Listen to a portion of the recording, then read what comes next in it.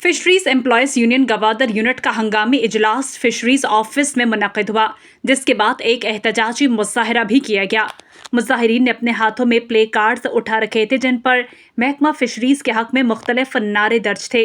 इजलास और एहतजाजी मुजाहरे से खिताब करते हुए fisheries employees union Makran division के सदर हुसैन अकबर और कम्बर निसार ने कहा कि महकमा फिशरीज बलूचिस्तान हमेशा से आबी हयात के तहफ़्फ़ुज़, गैर कानूनी ट्रॉलिंग की रोकथाम और माही गिरों की फलाह बहबूद के लिए बरसरे पैकार है। फिशरीज के पेट्रोलिंग एहलकार अपनी जानों को खतरे में डालकर समंदर में गश्त करते हैं और मुश्किल हालात में भी अपनी जिम्मेदारियां भरपूर तरीके से अदा करते हैं। मुकर्रीन ने कहा कि सूबाई वज़ीर फिशरीज और इदारे की क़यादत की वाज़ेह हिदायत के मुताबिक महकमा हमेशा अपनी जिम्मेदारियां खुश असलूबी से अंजाम देता आ रहा है।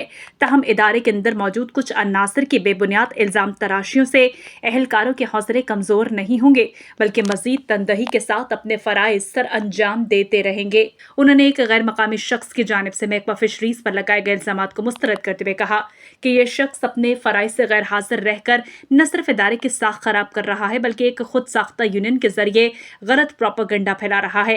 मुकर्रीन ने मुतालबा किया कि ऐसे अफराद के खिलाफ शफाफ तहकीकात की जाए और इनको कानून के मुताबिक करार वाक़ई सजा दी जाए। उन्होंने कहा कि चाहे हालात नासाज़गार हों, मौसमी मुश्किलात हों या रात की तारीकी, फिशरीज की पेट्रोलिंग टीम हम वक्त समंदर में मौजूद रहती है और गैर कानूनी ट्रॉलिंग के खिलाफ कार्रवाइयाँ करती है। यही वजह है कि महकमा फिशरीज की कुर्बानी और कोशिशों को नज़रअंदाज नहीं किया जा सकता।